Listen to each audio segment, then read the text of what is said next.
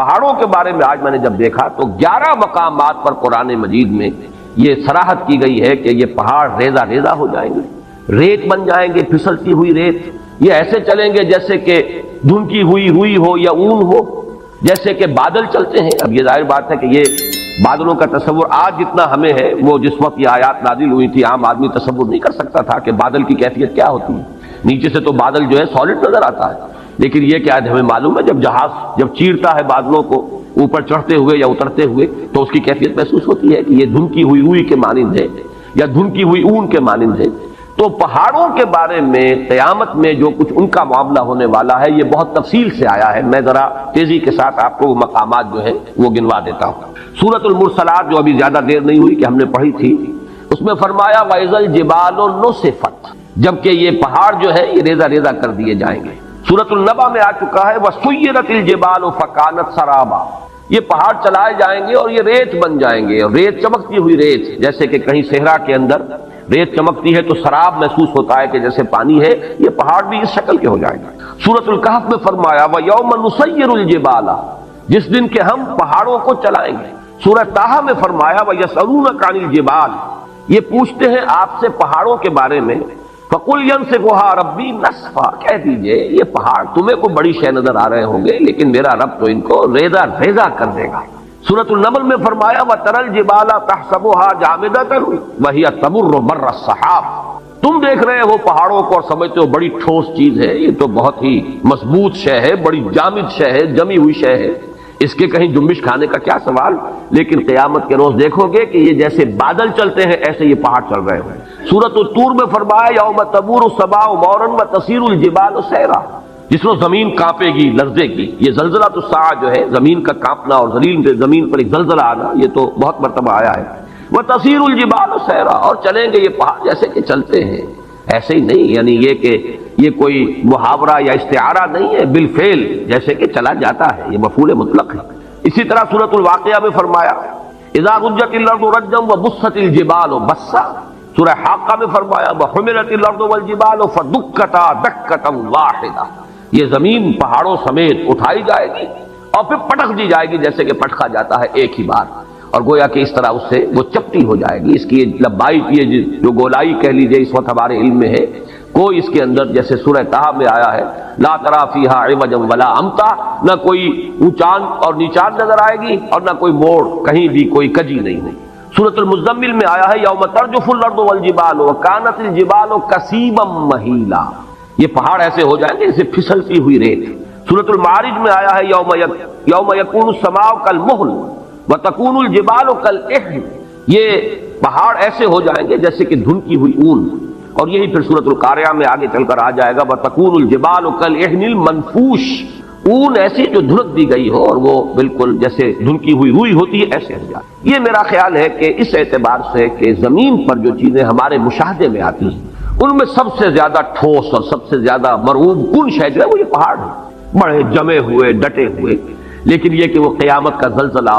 اس کے احوال ایسے ہوں گے کہ یہ پہاڑ جو ہے ریزہ ریزہ ہو کر اور یہ چلیں گے جیسے کہ بادل چلتے ہیں یا جیسے کہ دھنکی ہوئی روئی، اور وہ اس کی کیفیت اختیار کر لیں۔ آگے چل کر سورۃ الفجر میں اس کا نقشہ جو کھینچا گیا ہے وہ اور بہت واضح ہے، اس کو چپٹا کر دیا جائے گا، بلکہ سورۃ الانشقاق میں بھی آیا ہے وَإِذَا الْأَرْضُ مُدَّتْ وَأَلْقَتْ مَا فِيهَا وَتَخَلَّتْ، گویا کہ جیسے کسی چیز کو کھینچ دیا جائے، اگر کوئی گیند ہو اور اس گیند کو آپ کھینچیں گے تو وہ چپٹی ہو جائے گی، اس کی گولائی ختم ہو جائے گی اور وہ لمبان کے اندر بڑھتی چلی جائے گی۔ وَإِذَا الْأَرْضُ مُدَّتْ وَأَلْقَتْ مَا فِيهَا وَتَخَلَّتْ، اب ظاہر بات ہے جب کسی ایسی شے کو کھینچا جائے گا تو اس کے بطن میں جو کچھ ہے اس کی اس موٹائی کے اندر وہ باہر نکل آئے گا۔ وَإِذَا الْأَرْضُ مُدَّتْ وَأَلْقَتْ مَا فِيهَا وَتَخَلَّتْ، جب زمین کو کھینچا جائے گا اور جو اس میں ہوگا اسے وہ باہر نکال کر خود خالی ہو جائے گی۔ سورۃ الفجر میں نقشہ کھینچا گیا ہے کہ جیسے کہ یہ پہاڑ اور یہ زمین کوٹ کوٹ کر ریزہ ریزہ کر کے برابر کر دی جائے گی، اور پھر یہیں پر وہ حشر کا میدان یہی ہوگا، قصہ زمین برسر زمین طے ہوگا،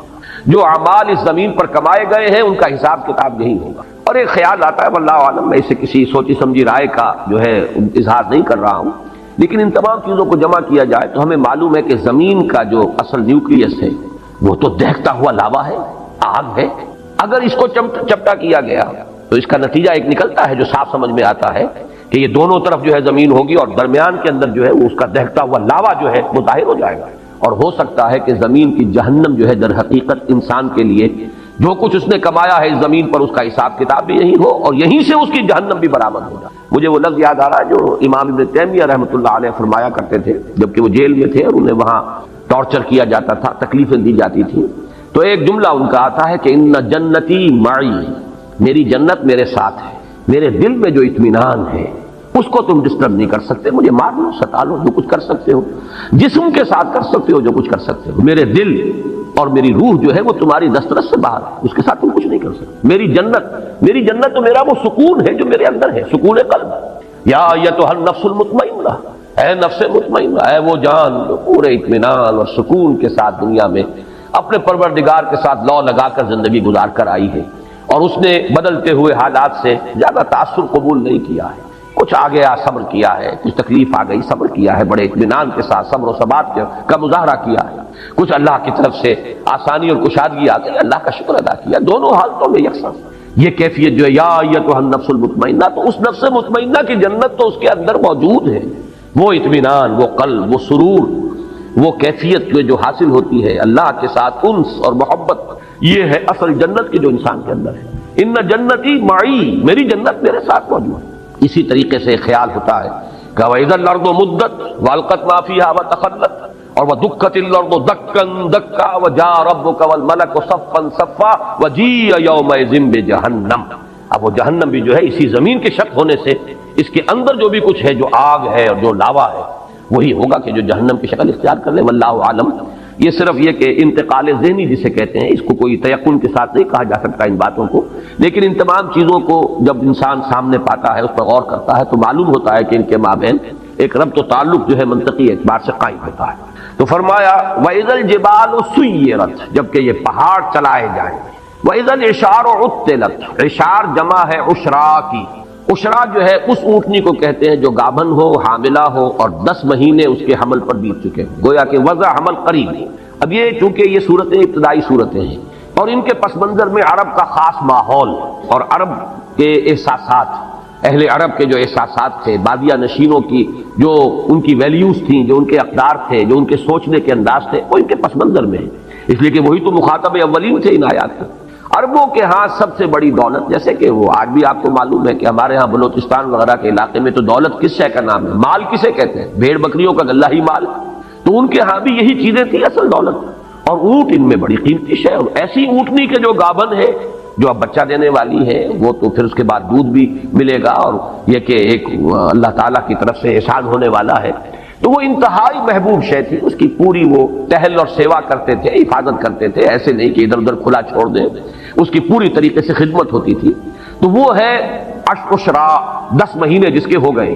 اور اشار اس کی جمع ہے۔ فرمایا وَإِذَا الْإِشَارُ عُطِّلَتْ، جبکہ وہ 10 ماہ کی حاملہ اور گابن اونٹنیاں جو ہے وہ ایسے ہی پھر رہی ہوں گی کہ ان کی طرف کسی کو کوئی توجہ نہیں ہوگی، جیسے کہ ان کی طرف کوئی التفات ہی نہیں، کسی کو ہوش ہی نہیں۔ یہ بالکل وہی نقشہ جو سورہ حج کے شروع میں کھینچا گیا، یوم تذہل کل مرضعۃ عما ارضعت وتضع کل ذات حمل حملها، جس دن دودھ پلانے والی مائیں بھول جائیں گی اپنے دودھ پیتے بچوں کو، یعنی انسان کے اندر جو عواطف ہیں، جو میلانات ہیں، جو احساسات و جذبات ہیں، ان میں ماں کی محبت اور اس کے اندر جو شدت ہوتی ہے جو اللہ نے رکھی ہے، اس کے بغیر کیسے پرورش ہو سکتی ہے بچوں کی۔ پھر یہ کہ خاص طور پر دودھ پیتا بچہ، اس کے لیے جو رحمت اور مودت اور شفقت اور عنایت اور التفات کی کیفیت ہے، لیکن یہ تذہل کل مرضعۃ عما ارضعت، جس کو دودھ پلاتی ہوگی بھول جائے گی۔ اور یہ نقشہ ہمارے ہاں آ چکا ہے، اوجڑی کیمپ کا جو حادثہ ہوا تھا، تو پنڈی کی جو خبریں آئی تھی راولپنڈی شہر کی، ان میں وہ چیزیں آئی کہ آپ کو یاد ہوگا کہ مائیں چھوڑ گئی بچوں کو، بھول گئی اپنے بچوں کو،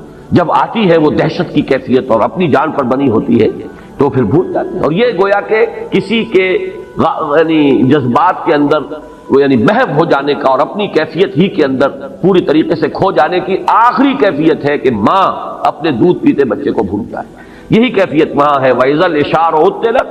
جبکہ یہ 10 ماہ کی گابن اونٹنیاں بھی کھلی پھری ہوں گی، پھر رہی ہوں گی، کوئی ان کا والی وارث نہ ہوگا۔ وَإِذَا الْوُحُوشُ حُشِرَتْ، اور جبکہ درندے وحوش یہ جمع کر دیے جائیں گے۔ یہ بھی ایک عام مشاہدہ ہے کہ جب کوئی ایسی آفت عرضی آتی ہے کہ سب کو جان کے لالے پڑے ہوں، تو یہ درندے جو ایک دوسرے کے دشمن ہیں، وہ حیوانات، کہ ایک بکری اور شیر ہو سکتا ہے کہ وہ ساتھ ساتھ کھڑے ہوں اور بیٹھے ہوں اور وہ شیر بکری کو کچھ نہ کہہ رہا ہو۔ سیلاب کے زمانے میں عام مشاہدات آئے ہیں کہ سانپ نہایت زہریلے اور انسان ایک ہی تختے کے اوپر چلے آ رہے تیرتے ہوئے، اور سانپ جو ہے انسان کو نہیں کاٹ رہا اور نہ انسان سانپ کو کچھ کہہ رہا ہے، اس لیے کہ پڑی ہوئی ہے، اپنی جان پر بنی ہوئی ہے۔ تو وَإِذَا الْوُحُوشُ حُشِرَتْ، جب کہ یہ درندے جمع ہو جائیں گے، گویا کہ دہشت کا عالم ایسا ہوگا، صرف انسان ہی نہیں، حیوانات بھی اس کی شدت کو پوری طرح محسوس کر رہے ہوں گے، درندے بھی اس کی وجہ سے اس کیفیت میں ہوں گے کہ انہیں بس اپنی ہی فکر لگی ہوگی اور کسی جانب کوئی ہوش اور التفات نہیں ہوگا۔ وَإِذَا الْبِحَارُ سُجِّرَتْ، جیسا کہ میں نے عرض کیا تھا یہ آیت جو ہے اگلی صورت میں آئی ہے، وَإِذَا الْبِحَارُ فُجِّرَتْ، سجرت اور فجرت ایک ہی معنی ہے۔ تنور کو جب کہ بھڑکایا جاتا ہے تو آگ اس میں سے نکلتی ہے، تنور کے اوپر سے آ جاتی ہے، یہ ہے تفجیر کے اصل معنی۔ جبکہ یہ سمندر جو ہے ابلیں گے، اس میں بھی وہ بات جو میں نے ابھی عرض کی ہے، بات سمجھ میں آتی ہے کہ وہ لاوا جو زمین کے اندر ہے، اگر وہ اوپر آیا سطح کے قریب تو یہ تو گویا کہ ایسے ہی ہے کہ جیسے کسی بہت بڑی بھٹی کے اوپر جو ہے وہ ایک دیگ کے اندر پانی جو ہے بھرا ہوا ہو تو وہ تو ابلے گا، بری طرح ابلے گا۔ تو یہ سمندر جو ہے یہ ان کے نیچے اگر وہ زمین کا وہ جو کور ہے زمین کا، اس میں اندر جو آگ ہے، جو لاوا ہے، جو حرارت ہے، وہ اگر اس زمین کے چپٹا ہونے کی وجہ سے اور اس کے کھینچے جانے کی وجہ سے وہ اوپر آئے گا تو گویا کہ سمندر جو ہے یہ تو ان کڑھاؤں کے مانند ہو جائیں گے جن میں پانی بھرا ہوا، ان کے نیچے آگ دہکا دی گئی ہے۔ تو وہی کیفیت جو ہے وَإِذَا الْبِحَارُ سُجِّرَتْ وَإِذَا النُّفُوسُ زُوِّجَتْ، اور جب کہ جانوں کا جوڑ ملایا جائے گا یا جانیں گروہوں کی صورت میں تقسیم کی جائیں گی۔ اس زُوِّجَت کے دو معنی کیے گئے ہیں، ایک تو یہ کہ جان، ظاہر بات ہے کہ وہ جان تو نکل چکی ہوگی، انسان جب دفن ہوں گے تو ان کا جو بھی مادہ تخلیق ہے وہ تو زمین میں ہے، ہمارے تمام اجزاء تحلیل ہو کر زمین ہی میں ہوں گے، لیکن جان تو نہیں ہوگی، جان تو ہماری وہاں سے نکال لی گئی تھی۔ اب یہ ہے کہ ان جانوں کو جوڑ دیا جائے گا ان جسموں کے ساتھ کہ جن کو اللہ تعالیٰ اثر نو تخلیق فرمائے گا۔ ایک مفہوم تو یہ لیا گیا ہے جبکہ جان اور جسم کا جوڑا ملا دیا جائے گا، جوڑ ملا دیا جائے گا، فَإِذَا النُّفُوسُ زُوِّجَتْ۔ دوسرے معنی یہ لیے گئے ہیں جیسے کہ وَكُنْتُمْ أَزْوَاجًا ثَلَاثًا سورۃ الواقعہ میں آیا ہے، گروہوں میں تقسیم ہو جائے گا۔ بڑی بڑی تقسیم تو تین گروہ ہیں، ایک وہ ہے فَالسَّابِقُونَ السَّابِقُونَ أُولَٰئِكَ الْمُقَرَّبُونَ، وہ تو اللہ کے مقرب بندے ہیں، بہت آگے نکل جانے والے سابقون۔ ایک وہ ہے جو اصحاب الیمین ہے کامیاب ہو گئے ہیں داہنے والے لیکن بہرحال اس درجے کو نہیں ہے۔ اور تیسرے اصحاب الشمال ہے، جہنمی ہیں جن کو سزا دی جائے گی۔ پھر یہ کہ ہر ایک کے اندر گروہ بندی ہوگی، جیسے کہ فرمایا ایک حدیث میں کہ جنت کے دروازے ہیں متعدد، کسی دروازے سے بلایا جائے گا ان کو جن کو خاص طور پر نماز کے ساتھ دلی محبت تھی، کسی دوسرے دروازے سے بلایا جائے گا باب الریان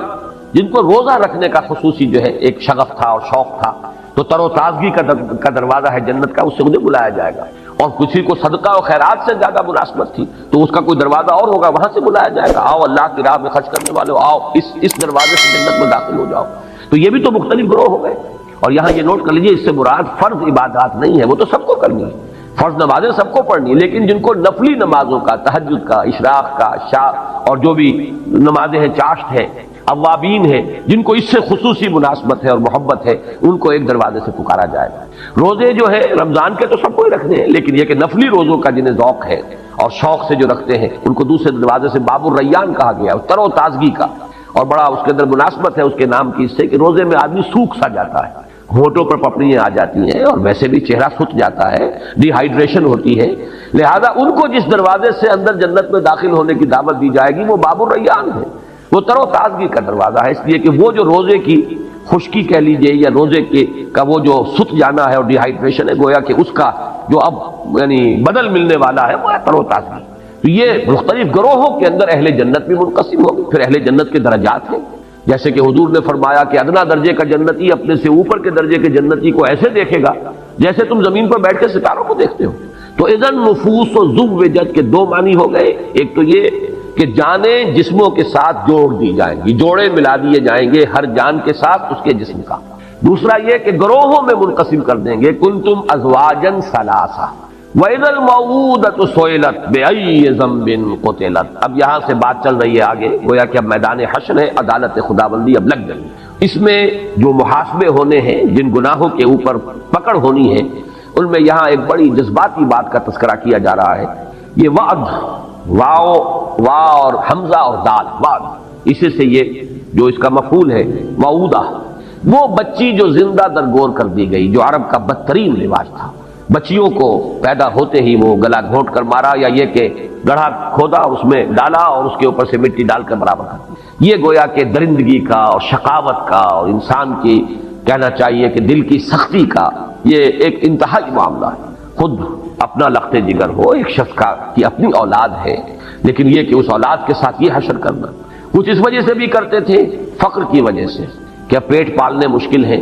اور یہ پیٹ بڑھ رہے ہیں، ان کے منہ جو ہے جن میں کھانا ڈالنا ہے، چلو بیٹوں کو تو رکھو، بیٹیوں کو دفن کرو۔ ایک یہ کہ غیرت کا ایک بڑا ایک عجیب اور غلط جاہلی تصور تھا کہ کبھی کوئی ہمارے گھر میں داماد بن کر آئے گا، یہ کیسے ہم گوارا کریں گے؟ تو اس سے یہ ہے کہ نہ رہے بانس نہ بجے بانسری، نہ بیٹی زندہ رہے نہ کسی کے داماد بن کر ہمارے گھر میں آنے کا تصور پیدا ہو۔ تو اس کا نقشہ کھینچا جا رہا ہے، چونکہ جیسے میں نے عرض کیا اولین مخاطب ہے وہ اہل عرب، ان میں جن کے اندر بھی کوئی احساس انسانیت کا برقرار تھا، اس میں اسی تار کو چھیڑا جا رہا ہے کہ ان کے دلوں کے اندر یقیناً اس چیز سے نفرت ہوگی، اور اسی سے اس کے حوالے سے بات کی جا رہی ہے۔ وَإِذَا الْمَوْءُودَةُ سُئِلَتْ، اور بڑا لطیف انداز ہے کہ یوں نہیں کہا جا رہا کہ ان سے پوچھا جائے گا کہ تم نے اپنی بچیوں کو کیوں زندہ درگور کیا، بلکہ بچیوں سے سوال ہوگا۔ وَإِذَا الْمَوْءُودَةُ سُئِلَتْ، اور جب وہ بچی کہ جو زندہ درگور کر دی گئی تھی اس سے سوال کیا جائے گا بِأَيِّ ذَنبٍ قُتِلَتْ، کہ کس گناہ کی پاداش میں اسے قتل کیا گیا، کیوں مارا گیا اسے۔ گویا کہ بظاہر کہا جا رہا ہے اس بچی سے پوچھا جائے گا، اصل میں تو ان سے پوچھا جانا ہے۔ یہاں مجھے یاد آ رہا ہے کہ ایک روایت میں آتا ہے حضرت حسن رضی اللہ تعالیٰ عنہ نے خواب دیکھا تھا حضرت عثمان رضی اللہ تعالیٰ عنہ کی شہادت کے بعد، اور انہوں نے پھر وہ بیان کیا خواب۔ لوگوں نے حضرت علی سے کہا کہ یہ کیا خواب بیان کر رہے ہیں حضرت حسن آپ کے بیٹے؟ تو حضرت علی نے فرمایا اس نے جو دیکھا ہے وہ بیان کر رہا ہے، اور خواب یہ تھا کہ اللہ کی عدالت لگی ہوئی ہے، اللہ تعالیٰ عرش پر ہے، اور فرشتے جو ہیں وہ جو ہے اس تخت کے پائے تھامے کھڑے ہیں، خود محمد رسول اللہ صلی اللہ علیہ وسلم کھڑے ہیں، اور ان کے ساتھ حضرت ابو بکر ہیں، پھر حضرت عثمان، حضرت عمر ہیں۔ اتنے میں حضرت عثمان آتے ہیں خون میں نہائے ہوئے اور اپنا سر اپنے ہاتھ میں لیے ہوئے، اور وہ آ کر فریاد کریں پروردگار پوچھ ان لوگوں سے کہ انہوں نے مجھے کس جرم کی پاداش میں قتل کیا ہے، کس گناہ کی پاداش میں مجھے شہید کیا گیا ہے۔ تو مجھے وہ واقعہ یاد آ گیا، وَإِذَا الْمَوْءُودَةُ سُئِلَتْ بِأَيِّ ذَنبٍ قُتِلَتْ۔ اس خواب کا بقیہ حصہ یہ ہے کہ عرش الہی تھرایا، اور پھر اللہ تعالیٰ کے غضب کا ظہور اس طریقے سے ہوا کہ خون کے دو پرنالے زمین کی طرف جاری کر دیے گئے۔ اس کی تعبیر ہے جنگ جمل اور جنگ صفین۔ وہ حضرت عثمان رضی اللہ تعالیٰ عنہ کی شہادت مظلومانہ جو ہے، یہ اللہ تعالیٰ کی طرف سے گویا کہ اس کی سزا ہے جو مسلمانوں کو ملی،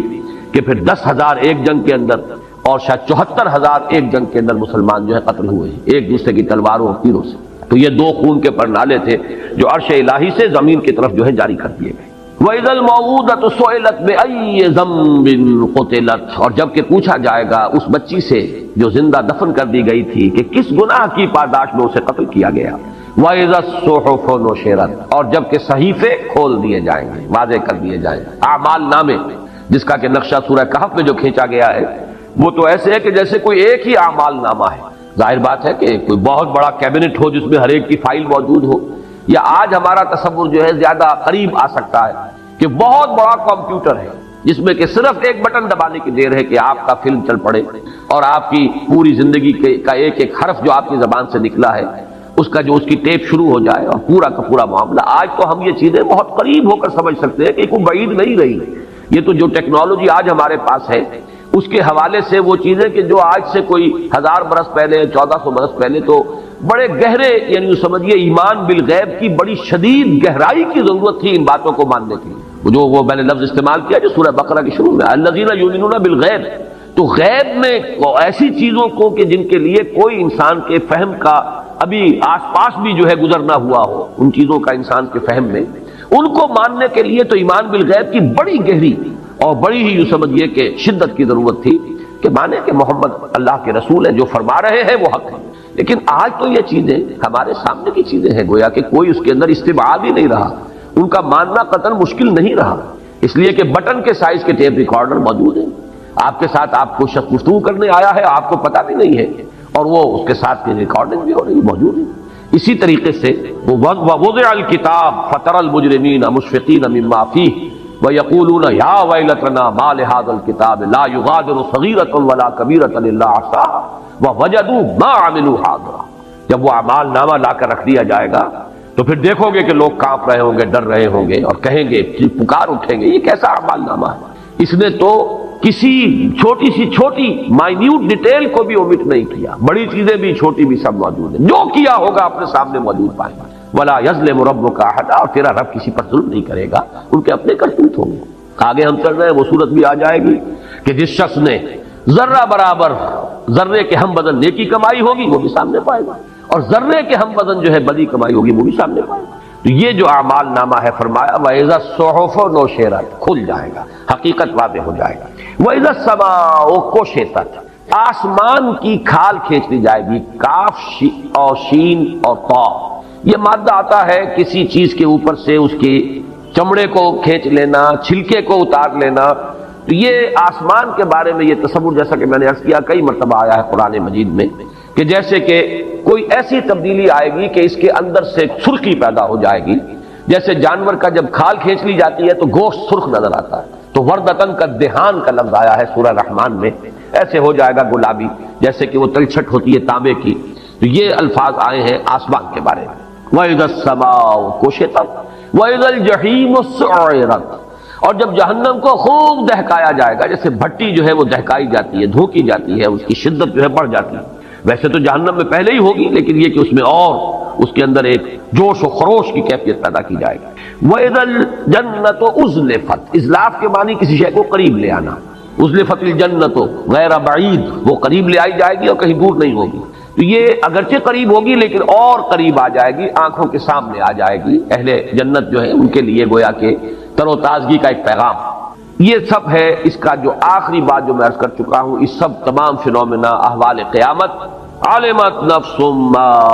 احضرت، جان لے گی ہر جان کہ کیا اس نے حاضر کیا ہے، کیا لے کر آیا ہے، کیا کمائی تھی، کیا اس کے اعمال تھے، کیا افعال تھے، زبان سے کیا کام لیا تھا، کیا اس سے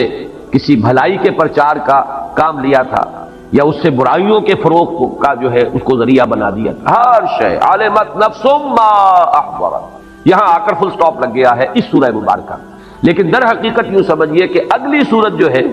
اس میں یہ مضمون جو ہے گویا کہ اب پوری وسعت کے ساتھ سامنے آیا۔ وہاں یہ ہے کہ اذا سے جو آیات شروع ہوئی ہیں وہ 4 ہیں، اذا السماء انفطرت واذا الكواكب انتصرت واذا البحار فجرت واذا القبور بعثرت علمت نفس ما قدمت واخرت۔ پھر یہ کہ نقشہ جو کھینچا گیا، تو گویا کہ یہ حصہ جو ہے اس سورہ مبارکہ کا نصف اول،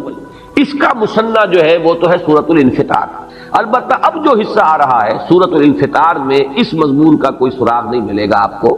معنوی طور پر تو نسبت ہو جائے گی کہ آخرت میں ناکامی کا سبب نمبر 1 وہ ہے نبوت و رسالت کا انکار، اس کا تذکرہ ہو رہا ہے۔ اب وحی کو کہانت قرار دینے والوں سے اب گفتگو ہوگی۔ دوسرا سبب کیا ہے؟ آخرت کا انکار بئی مانا کہ اللہ بڑا، یعنی جزا و سزا کا انکار، آخرت کا تو انکار نہیں لیکن جزا و سزا کا انکار۔ اللہ تو بڑا کریم ہے، بڑا ہی نکتہ نواز ہے، بہت ہی شان غفاری جو ہے اس کے حوالے سے آدمی کا دھوکہ کھا، اس معنی میں تو ربط ہے، لیکن یہ کہ یہ مضمون اپنی جگہ پر نہایت اہم مضامین میں سے قرآن مجید کے جو اب یہاں سے شروع ہو رہا ہے، فلا اقسم بالخنس الجوار الکنس واللیل اذا عسعس والصبح اذا تنفس انہ لقول رسول کریم۔ اس مضمون کے بارے میں ذرا چاہوں گا کہ آپ چند باتیں تمہیداً سمجھ لیں، اس لیے کہ جیسا کہ میں نے کل جمعے میں بھی اعلان کرتے ہوئے عرض کیا تھا کہ ایک بہت بڑی گمراہی جو مسلمانوں میں اس دور میں بھی پیدا ہوئی ہے جب فلسفے کا ہمارے ہاں زیادہ رواج ہوا ہے، فلسفہ یونان کی منطق، ارسطو کی منطق اور فلسفہ، اس کی روشنی میں یا اس کی ترازو میں جب کچھ مسلمان فلسفیوں نے، ابن سینا اور فارابی اور کندی، ان لوگوں نے جب کہ دینی تصورات کو ان پیمانوں میں ڈھالنے کی کوشش کی ہے، تو جہاں اور بہت سے مسائل پیدا ہو گئے، جبر و قدر کا مسئلہ پیدا ہوا اور بہت سے مسائل پیدا ہوئے، انہی میں سے ایک مسئلہ تھا وحی کی حقیقت کا، جس میں بہت بڑی ٹھوکر کھائی ہے ان فلسفیوں نے بھی۔ اور پھر اس دور میں بھی جو ہمارا اعتزال جدیدہ کا فتنہ ایک پیدا ہوا ہے، جس میں کہ سر سید احمد خان مرحوم اللہ تعالیٰ انہیں معاف کرے، ان کی نیک نیتی پر مجھے شبہ نہیں ہے، اور مسلمان قوم کے ساتھ ان کا خلوص و اخلاص یہ بھی اپنی جگہ پر بالکل اب کوشچن ہے، اب ڈاؤٹ ہے، لیکن یہ کہ دینی معاملات میں جو انہوں نے دخل اندازی کی ہے اور خود ایک بڑے متکلم بن کر آئے ہیں اور تعبیرات جو ہے جدید پیش کرنے کی کوشش کی ہے جدید ذہن کو مطمئن کرنے کے لیے، وہ عقلیت قدیمہ تھی، یہ عقلیت جدیدہ تھی، اور ان دونوں کے نتیجے میں گمراہی پیدا ہوئی، اور وہ گمراہی وحی کے بارے میں وہی گمراہی تھی کہ جس کا یوں سمجھیے کہ ایک صدائے بازگشت میں تو کہوں گا، اس لیے کہ وہ خیال جو بھی پیش کیا تھا ڈاکٹر فضل الرحمان نے، اب مرحوم ہو گئے، ان کا بھی انتقال ہو گیا۔ ویسے ان کے بارے میں بھی جہاں تک میری معلومات ہیں، میری ملاقاتیں ہیں، یہاں تو بہت کم رہی ہیں لیکن امریکہ میں کئی مرتبہ ملاقات ان سے ہوئی۔ سن 68 میں آپ کو یاد ہوگا وہ تھے ادارہ جو ریسرچ، اسلامک ریسرچ کاؤنسل ہے، ادارہ تحقیقات اسلامی، پہلے کراچی میں ہوتا تھا، پھر اس کے بعد اسلام آباد منتقل ہوا، اس کے ڈائریکٹر تھے، اور انہوں نے کتاب لکھی تھی اسلام انگریزی میں۔ اس میں وحی کی حقیقت کے بارے میں انہوں نے وہی خیالات پیش کیے جو سر سید کے تھے مرحوم کے، اور جو ہمارے قدیم فلسفیوں کے، لیکن بہرحال وہ چونکہ گمراہی تھی تو اس کے خلاف طوفان اٹھا بہت، اور اسی کے نتیجے میں پھر انہیں پاکستان چھوڑ کر جانا پڑا۔ وہ گمراہی کیا تھی اسے سمجھ لیں، اور اس کے لیے بھی اس حقیقت کو سب سے پہلے سامنے لائی ہے کہ یہ قرآن کیا ہے، یہ حدیث اللہ ہے، اللہ کی حدیث۔ ایک ہے حدیث رسول، حضور کا فرمان، حضور کا قول، حدیث رسول۔ اس کے راوی اول کون ہوں گے؟ صحابی۔ راوی دوم پھر جو تابعی ہیں، وہ راویوں کا سلسلہ چلے گا یہاں تک کہ محدثین جو بڑے بڑے ہیں ان تک وہ راویوں کی جو ہے ایک سند کا سلسلہ جو ہے وہ چین وہاں تک پہنچے گی۔ پھر بلکہ ہمارے ہاں تو جو بھی علم حدیث کی تعلیم اور تدریس جس طور پر ہوتی ہے تو ہر محدث جو ہے وہ اپنی سند بیان کرتا ہے، میرا استاذ، اس کا استاذ فلاں، اس کا استاذ فلاں، اس نے اس سے یہ حدیث کا فن سیکھا ہے، اس نے اس سے حدیث کا فن سیکھا ہے، وہ امام بخاری تک پہنچا دیں گے، اور پھر امام بخاری کی جو سند ہے خود محمد الرسول اللہ صلی اللہ علیہ وسلم تک، وہ تو خود بخاری کے اندر موجود ہے، ہر روایت کے ساتھ موجود ہے۔ تو سند کی بڑی اہمیت ہے حدیث کے ذمے میں، اور سند میں جو راوی آتے ہیں ان راویوں کا ایک تو یہ ثبوت ملنا چاہیے کہ وہ ہم عصر تھے۔ اگر ایک شخص کہتا ہے میں نے اس سے یہ بات سنی تو آیا ان کا زمانہ بھی ایک تھا کہ نہیں تھا؟ کہیں اگر 100 برس کا فصل ہے اور کوئی شخص کہتا ہے کہ میں نے ان سے یہ بات سنی تو معلوم ہوتا ہے کہ غلط ہے، وہ تو درمیان میں کوئی لنک اور ہونا چاہیے تھا۔ تو ایک تو یہ کہ وہ کڑیاں متصل ہیں، پھر یہ کہ صرف زمانی اعتبار سے کڑیوں کا متصل ہونا کفایت نہیں کرے گا جب تک کہ ثابت نہ ہو کہ ان کی ملاقات ہوئی۔ ملاقات کا ثبوت جو ہے یہ گویا کہ حدیث کے سند کے اور مستند ہونے کے لیے اہم ہے کہ جو راوی جس سے روایت کر رہا ہے اس سے اس کی ملاقات اور رویت ثابت ہے کہ نہیں۔ اسی کو سمجھیے کہ اللہ تعالیٰ کی حدیث، حدیث اللہ، یہ قرآن، یہ وحی، اس کے راوی اول ہے حضرت جبرائیل علیہ السلام، اور راوی دوم ہے محمد الرسول اللہ صلی اللہ علیہ وسلم۔ پہلے تو سورہ حج کی جو آخری رکوع ہے اس میں جو مضمون آیا ہے میں اس کا حوالہ بھی دینا چاہتا ہوں کہ ان دونوں کو کڑیوں کو جمع کیا گیا ہے ایک آیت میں، اللہ یستفی من الملائکۃ رسلا ومن الناس، اللہ پسند فرما لیتا ہے، چن لیتا ہے فرشتوں میں سے بھی اپنے رسول، رسول کے معنی ہے ایلچی، پیغامبر، بھیجا ہوا، ارسل یرسل ارسالا سے کسی کو بھیجنا پیغام دے کر، جو بھیجا گیا وہ رسول ہے، مرسل بھی کہیں گے اسے جو بھیجا گیا، اور رسول بھی کہیں گے۔ تو رسول چن لیتا ہے اللہ، پسند فرما لیتا ہے فرشتوں میں سے بھی، اللہ یستفی من الملائکۃ رسلا ومن الناس، اور لوگوں میں سے بھی۔ گویا کہ انسانوں تک اپنا پیغام ہدایت پہنچانے کے لیے اللہ تعالیٰ پہلے چنتا ہے فرشتوں میں سے ایک پیغامبر، وہ ہے حضرت جبرائیل علیہ السلام۔ پھر نمبر 2 انسانوں میں سے ایک پیغامبر، وہ مختلف رہے، کبھی نوح ہے، کبھی ہود ہے، کبھی عاد، کبھی حضرت صالح ہے، کبھی اور حضرت شعیب ہے، ابراہیم ہے، موسیٰ ہے، عیسیٰ ہے، یہاں تک کہ محمد الرسول اللہ ہے۔ تو یہ جو حدیث اللہ ہے قرآن مجید، اس کے راوی اول حضرت جبرائیل علیہ السلام، راوی دوم محمد الرسول اللہ صلی اللہ علیہ وسلم۔ حضور سے تو اب متصل ہے، سب کو معلوم ہے، حضور نے قرآن پڑھایا، صحابہ کو یاد کرا دیا، اس کا مذاکرہ کیا، 2 مرتبہ حضرت جبرائیل سے مذاکرہ ہوا ہے آخری رمضان میں محمد الرسول اللہ صلی اللہ علیہ وسلم کا، اور سینکڑوں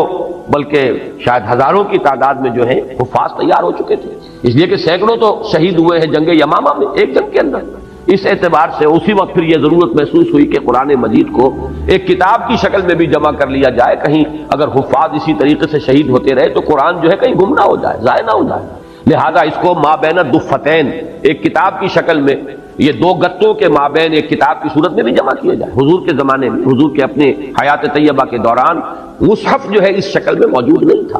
حضرت ابوبکر کے دور خلافت میں یہ مسئلہ پیش آیا، یہ سارے مسائل میں بیان کر چکا ہوں سورہ قیامہ کے درس کے ضمن میں، ان علینا جمعہ وقرآن، اس کا جمع کرنا پڑھوانا ہمارے ذمہ ہے۔ اللہ نے وہ اپنی ذمہ داری پوری کی، لوگوں کے سینوں میں تو جمع ہو چکا تھا، سینہ محمدی صلی اللہ علیہ وسلم میں جمع تھا، پھر صحابہ کرام کے سینوں میں منتقل ہوا، جمع ہو گیا، لیکن کتابی شکل میں حضرت ابوبکر کے زمانے میں جمع ہو گیا۔ تو یہ جو قرآن مجید ہے اس کا آگے تو اب سلسلہ بالکل یوں سمجھیے متواتر ہے، اتنی شہادتیں ہیں، یہ وہی ٹیکسٹ ہے جو محمد الرسول اللہ صلی اللہ علیہ وسلم نے امت کو دیا، کہ دشمن بھی مانتے ہیں، کوئی شک و شبے کی گنجائش نہیں، تسلیم کیا جاتا ہے دنیا میں کوئی کتاب اتنے پیور ٹیکسٹ کے ساتھ موجود نہیں ہے جتنی یہ قرآن مجید۔ مذہبی کتابوں میں تو کوئی بھی نہیں، باقی کوئی کتاب، تورات کے بارے میں کوئی یہودی دعویٰ نہیں کر سکتا کہ یہ تحریف سے یہ خالی، یہ غلطیوں سے خالی، اس لیے کہ اصل تورات تو گم ہو گئی تھی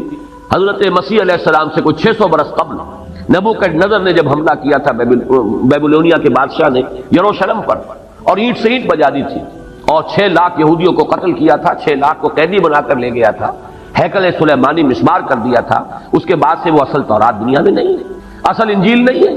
اس لیے کہ اصل انجیل یا عبرانی میں ہو سکتی تھی یا سریانی میں ہو سکتی تھی۔ حضرت مسیح علیہ السلام کی زبان